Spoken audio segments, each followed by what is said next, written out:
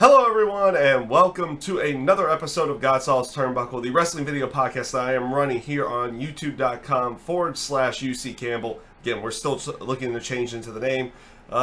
Just got to get a few other things done with that. But we're not here focusing on that. Like I say in many other videos, I'm not here to focus on that. I'm here to focus tonight on Monday Night Raw for September 9th, 2017. This was the Labor Day edition. Well, for people in the U.S., it was Labor Day. For people in other countries, maybe not so much. Now, here's the thing about this Monday Night Raw. It was actually pretty good. It was actually a pretty good show. In the terms of match quality and in the terms of progressing storylines, everything in that sense of it as well. I felt that it was a very solid show, and we don't usually get that on these particular shows. And I've been saying that as of late, that you usually don't get that, but we've been getting better shows as of late on these particular holiday ones that usually draw in less people watching, everything in that sense. And I think they're trying to entice people to actually come in and watch these shows because they're actually making real story elements, real progression into stories going into pay-per-views, everything to go along with it. And you've noticed that now in a lot of these particular episodes that they do a little bit more. Now, if they do that, then there's a purpose of actually watching these shows. For the longest time, they just kind of did throwaway shows, and the matches may have been good or something in that sense, but the overall show was not good. But now you're getting more and more of, progression and story and everything to go along with it. So it's actually given a purpose to see these shows in that sense of it. And like I said, I thought this was a pretty solid show. So right off on the beginning, you had a match, by the way. You didn't have just a long promo. It was like, okay, John Cena's coming out. So we're going to get wait a minute, this is a match? This is a match. I started looking around. I was like, what the heck's going on? It's John Cena versus Jason Jordan. And what was a good match, actually. Jason Jordan looking pretty good inside of this match.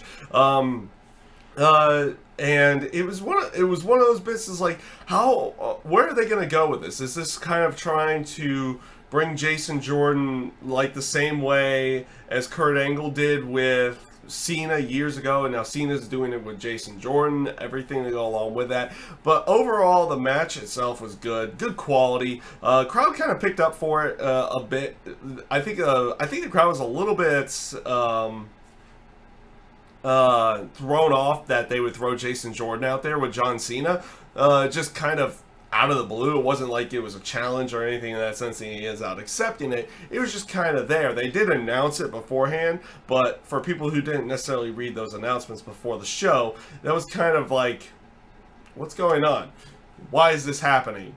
And they did do a decent enough job explaining that throughout the entire time, that Cena was giving the chance that he was given a long time ago as a young up-and-comer by a veteran like Kurt Angle. So they did tell that kind of story to go along with it.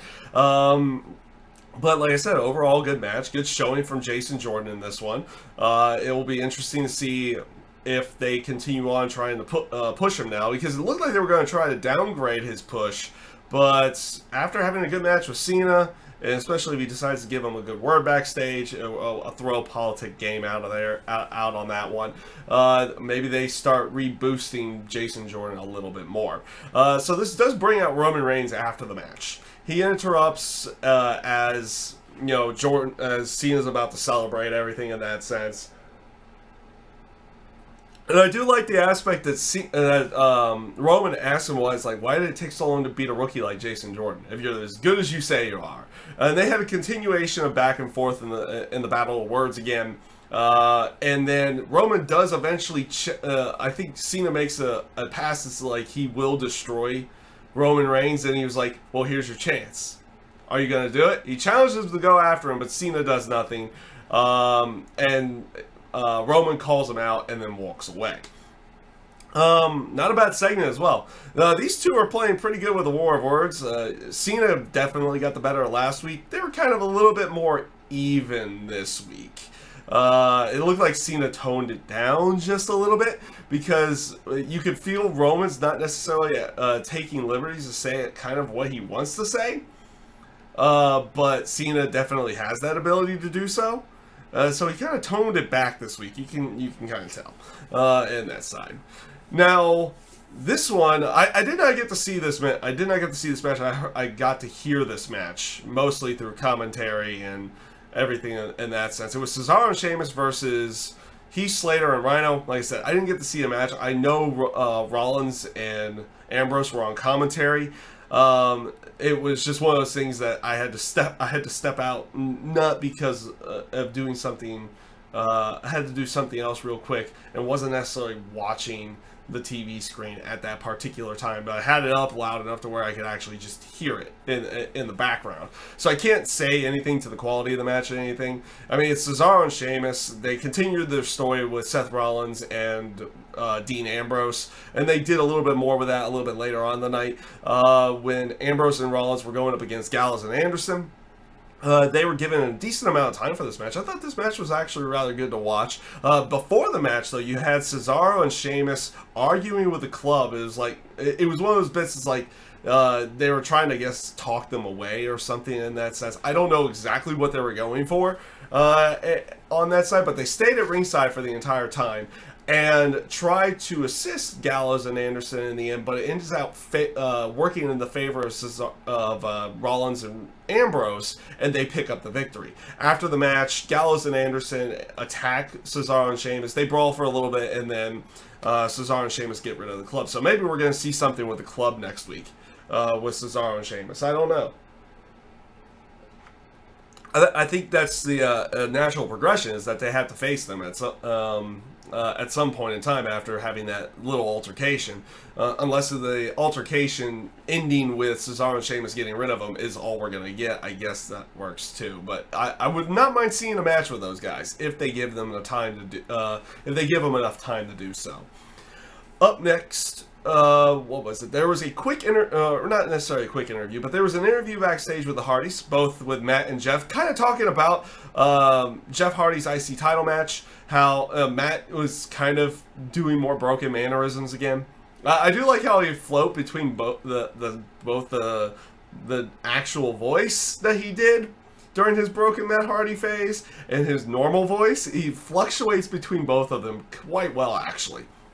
And does actually make a few references in the terms of how he would typically have spoken in broken Matt Hardy variations. Jeff kind of talking about how how important the IC title is to him and how he was going to win that night, which led right into the match with Jeff Hardy and The Miz for the Intercontinental title. And what do you know? You got another really good match out of this one, and for the most part, with like small little shenanigans, not full-on shenanigans like they usually do with The Miz. Miz goes over clean in this match with the skull-crushing finale in the end. The shenanigans were that Bo Dallas and Curtis Axel kind of, like when the referee was distracted, did get in the way, which caused Matt to attack both of them, and then both of them got kicked out of the ring. Got kicked out from ringside, everything in that sense. Match continues on. It was a little bit later on in the match where it looked like Jeff was going for the Swanton bomb. Maurice, instead of like trying to move Miz, just kind of touches his hand, kind of quickly warns him. It was like, okay, that's not necessarily shenanigans. That's kind of just her being a manager at that point. It's like warn the person at ringside, which allowed for Miz to actually move out of the way of the Swanton Bomb. He reversed the Twist of Fate going into the skull-crushing finale to finish off Jeff Hardy, and relatively goes over. He goes over relatively clean in this one. It's one of those few times that they kind of do that. They gave it a lot of time and gave it a lot of importance to the match. I thought it was really good. It was good for the IC title. It was good for Miz. It was good for Jeff Hardy in that sense, in the terms of the quality of the match they put on. I thought it was a really good portion of the show. So, what is up next? Actually, we'll talk about the Cruiserweight action here, because you had Tony Nese, Noam Dar, and Drew Gulak going up against Enzo, Cedric Alexander, and Gran Metalik. This was a rematch from the 205 Live match where Enzo cheated to win back then. And it looks like this is going to be a little bit of a trend of what they're going to do. And I actually don't mind this one because of the way Enzo has always been portrayed. I'll talk about that in a little bit. First of all, the interactions between Enzo, Grand Metalik, and Cedric Alexander were absolutely amazing. You just had Cedric like looking semi disgusted, but semi having fun with Enzo over the factors of having to cheat the win the week before on 205 Live. You have, of course, him not they play the typical he doesn't understand Grand Metalik or anything in that sense, and then they come up with jokes for both Noam Dar, Drew Gulak, and Tony Nese. The interactions between all three of those guys actually were pretty good. Pretty good and pretty entertaining. I'm not going to lie on that one. The match itself was a pretty good match. And like I said before, they're going with this aspect that Enzo needs to cheat to win in the Cruiserweight division because he can't hang. He can't hang with those guys in the ring, so he has to resort to cheating. Now, does this essentially turn him heel? I don't know. They play that whole aspect that, yeah, he knows he cheats to win, and he doesn't, he's not one of those guys that denies it. Anyway, so it kind of almost is a little bit of endearing to the crowd, just like Eddie Guerrero and Chavo were endearing to the crowd back then as well. When they were doing the whole lie, cheat, and steal thing. So they're playing off of that, but like I said, they're playing off the aspect that Enzo needs to cheat to win because he can't actually hang with these guys in the ring in any way, shape, or form. So he has to come up with he wants to win, so he has to come up with a way to win to go along with it. So like I said, you got your typical high flying action like with Grand Metalik, Cedric Alexander, and everything in that sense, and you got your typical cruiserweight action. And then you have Enzo over here who has to I can do a little bit of stuff, but I've got to do this. I gotta cheat. I've got to do something like this to get the victory or something in that sense. So actually, pretty good interaction here. I actually kind of like this one. I did like this one a lot. Though I'm not always the biggest fan of them just taking the cruiserweights when they're on Raw to just putting them in 6-man tags, 8-man tags, 10-man tags, and all that kind of stuff. But this one actually came off rather good. And then you had a segment later in the show with Neville meeting up with Enzo and Cedric Alexander and Grand Metalik, and like Enzo saying, it's like, we're gonna go do this and all that. And then Neville comes in, it's like, actually, I'm not here to fight. I'm here to be the bearer of good news that all three of you guys are going to be in a fatal 5-way tomorrow night to determine a number one contender for his cruiserweight title at No Mercy. And I like how he just plays off of it. It's like, 'tis a shame though. He's like, he plays off as like, it's a shame that one night, friends, next night, enemies. Neville's amazing. He's very good at the subtle digs, everything in that sense. He's just great as a heel. I thoroughly enjoy Neville in every way, shape, or form, even though we don't get to see him in ring action every single week on Raw. His character work is top notch. It's amazing in that sense, and you saw it there as well. So. Up next, what are we going to talk with? Let's go ahead and talk about everything that happened with the women's title situation, because actually there's only a couple other things to really talk about on this particular show.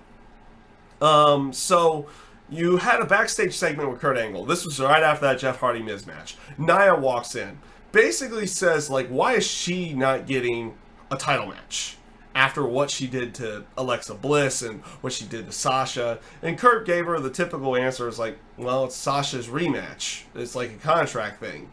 And Emma Emma does come in, but Nia's not fully on board, and she wants a title match at No Mercy. Emma walks in, does her normal, like, delusional spiel that she's been going through recently. It's actually been pretty good character work for her. She's kind of playing off this delusional thing, saying that she started the women's revolution, everything in that sense, just doing the whole aspect of give Emma a chance, everything in that sense. Nia has enough of it, warns her that she would destroy her, but Kurt Angle had an idea. I'm not necessarily the biggest fan of this particular type of match, but I thought it came off decent enough in the end. Especially with the aspect that it didn't go the typical routes that you were kind of expecting it to go throughout the entire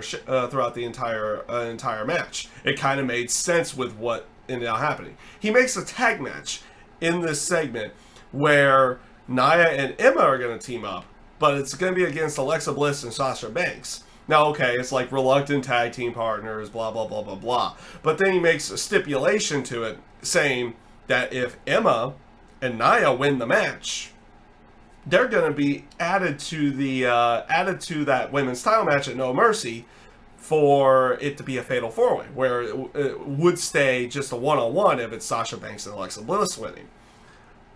I thought this was good. It takes that aspect of reluctant tag team partners and gives them a reason to actually work together on both sides.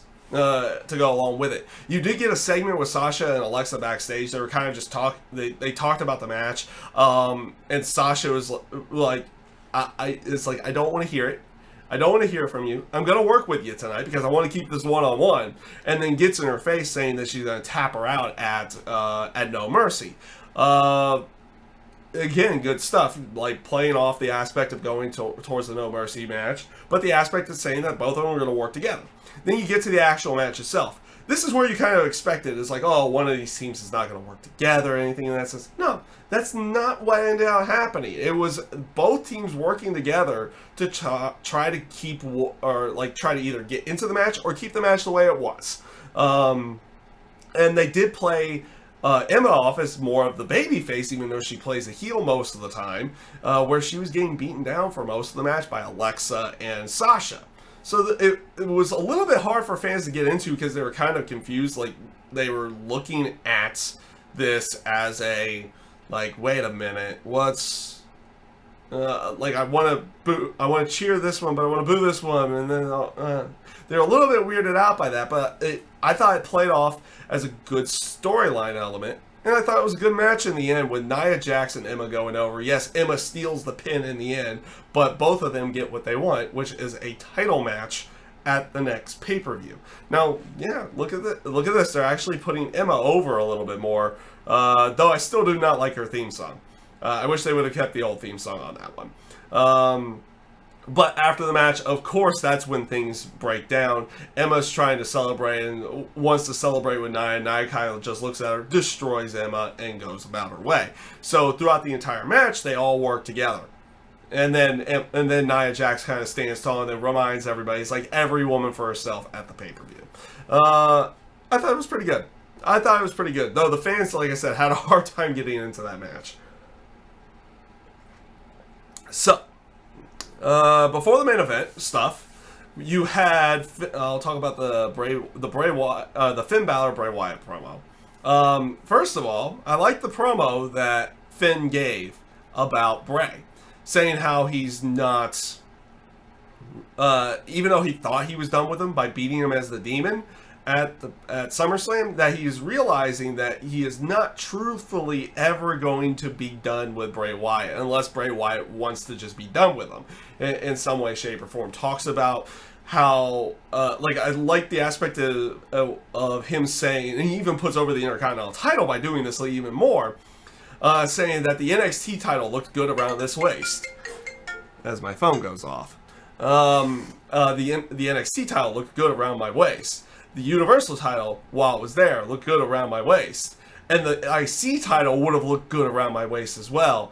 But Bray Wyatt cost me that by getting me out of the Battle Royal. And basically says that he would be ready for him the next time around. And also makes mention to, that he doesn't run from his demons, that he becomes them sometimes. Obviously being the demon. Like, they're giving a little bit more insight for the demon side. Instead of it's just like, oh, I'm going to put the face paint on, in that sense. So they're actually telling a little bit more story behind the demon. And then Bray Wyatt appears on the trial. And I was a little bit worried about this one, but he kind of brings it full circle. He has this story about, where he would talk about having like a bow and arrow and for hunting and everything in that sense. And that he got bored of doing that. So he started using his hands as as the things to hunt with and to, you know, catch his prey, everything in that sense, because he got bored with the bow and arrow, and that it was a crutch to him instead of doing it this way. And it was a little bit weird at first, but then he brings it full circle, and he was like, Finn, the demon side of you is your bow and arrow. It's your crutch. You can't beat me without that. And basically challenges him to have another fight with him, but without the demon, without having to release the demon and everything in that sense. I actually ended up liking this promo because they made a purpose for it. It's one of those things that, you know, Bray's always been good on the promo in the terms of how he delivers everything and everything in that sense. It's just it never necessarily always has a purpose. This time it's like he tells this like story almost in riddles and everything in that sense, but then brings purpose to it right afterwards by saying because he said, you know, your demon, that demon side is your crutch. It's your bow and arrow, like he had made mention to his hunting side beforehand. I actually quite like this. I've not been the biggest fan of this one, but this has probably been their best promo of everything. Their matches have been pretty good, though. Which is going to lead into another match at the No Mercy pay-per-view. So, again, I've enjoyed the matches in the past, so I'm probably going to end out enjoying this one as well. So we'll see how that one ends out playing off. So, this brings us into the main event side of everything of the night. They were, you know, hyping this up throughout the entire night. Braun Strowman, Big Show inside the cage. You got interviews, like you had Michael Cole and the commentators talking about it. They showed stuff from the ring collapsing the last time around, how they were going to have to double reinforce the ring for this one. I like how they play that one off too inside of the match. They do the superplex spot again, but this time the ring doesn't, you know, collapse to go along with it because of, and it made sense because it makes a little bit of sense. Because they said it's like, oh, we were reinforcing the ring even more than we did the last time, and it worked this time, and everything will go along with it. But before we fully get into the match, you had interviews from Braun Strowman saying how he was talking about the steel cage match and how destruction follows him at all times. He even makes mention to somewhat not liking the aspect of being in this match before his match with Brock Lesnar, but also isn't very worried about it. Saying that he's going to use this as sending a message to Brock Lesnar and everything in that sense. It says he was going to put Big Show out the pasture to go along with it. Big Show delivers an amazing promo right before the match, saying how he's how far Braun's going to have to go to beat him, everything in that sense. If he wants to put him out the pasture, you're going to have to do all this to go along with it. And here's the even better thing. The same guy that reffed that match where they broke the ring, and he took that nasty ref bump, he took that nasty bump to go along with it, he even gets an interview. Like, you know how much they're trying to hype this up when they're going to give an interview with the ref, saying it's like, I don't know what to expect in this one. I'm just going to try to stay out of the way. He went through his bit of like what he did when the ring collapsed and everything to go along with it. It's like, how often do you get interviews with the ref about a match when it's not a special guest referee spot? That came off pretty good. It showed even more importance to the match, and you kind of expecting something to happen in the match or sometime throughout the entire time.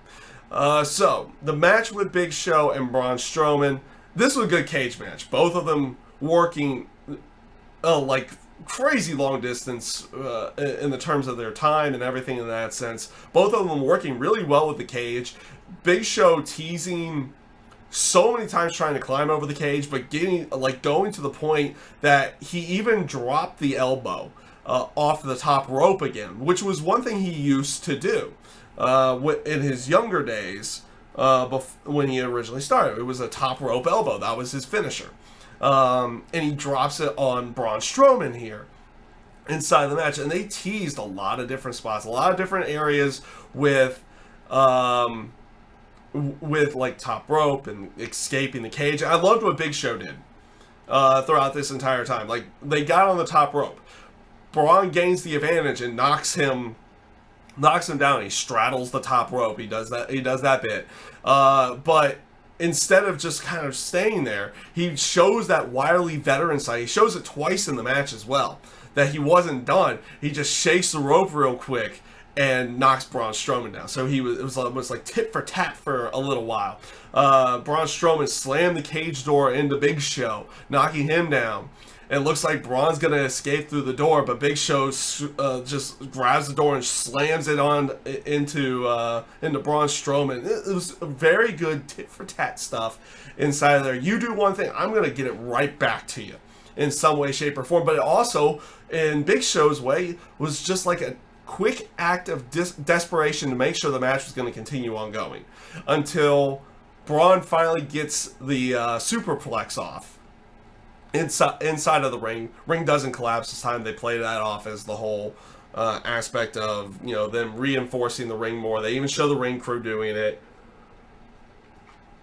And then hits the running power slam to pick up the victory. 1, 2, 3 in the middle of the ring. Of course Braun was going to go over in this match. He's about to face Brock Lesnar. You knew he was going to go over. It was just a really well done, put together match between two super heavyweights. And it's not often that you can say that two super heavyweights go out there, two like either 6'8", 7 foot tall people are going to go out there and put on a really good match, a really good show, which they did here. After the match, Braun basically cuts a quick promo saying that he is like, look what he did to Big Show. Look what he does this all the time. And that's going to be Brock Lesnar in just a couple of weeks. Goes to leave. And you're kind of waiting for this. You're kind of waiting for that cage to give way in some way, shape, or form throughout the entire match. Never did during the match. But after the match it did. He basically goes back to show. He's like, I'm going to put you out to pasture. He says, I'm going to put you out to pasture. Picks him up for another running power slam and throws him through the cage, making him land on the outside. Now, it was a sick looking spot. Everything in that sense. It's been a while since they had done something like that, and I thought it came off really well. Now, with as much as that they were kind of hyping for it, that you were kind of expecting it, that I think it would have been a bit of a letdown if it didn't end up happening, so you were kind of expecting it throughout the night. It was just a matter of what they were going to do, and the fact that they had Braun Strowman take him and do a running power slam and throw him out of the cage that way was a nice way of going, especially with the fact that he did it with somebody the size of the Big Show, and that Big Show would be willing to do something like that as well to go along with it. So just really good stuff. I can't knock that one. I can't knock that match in any way, shape, or form. I can't really knock this show in any way, shape, or form. I thought it was a very good show. You had solid matches, good stuff with Finn and Bray, at least in my own opinion. I like the stuff with the women's title side of everything, even though it does kind of feel like they're throwing certain things together. I thought the story that they told throughout the night was really good. This was one of those times that it came off as a really good show. They put forth a very good effort on this particular show to put on a good show and actually continue on stories going into No Mercy to go along with it. It doesn't feel like this was a throwaway show, which going into most of these like Labor Day shows or 4th of July show or a Memorial Day show, days that are here in the U.S. that not as many people watch their wrestling because it's on holiday or something in that sense. Not as many people watch. They typically don't. They make this like a throwaway show. Sometimes it's good. Most of the times it's not. This time they made it feel important, which I've been saying this about a lot of these holiday shows as of late, is that they try to make these feel important now in some way, shape, or form to be something more for the upcoming pay-per-view, or just important in some way, shape, performed. So I did rather enjoy Raw this week. I thought it came off really good. So with that being said, that's pretty much everything I have for Monday Night Raw this week. I thank you guys for watching, and I hope you have a great rest of your day.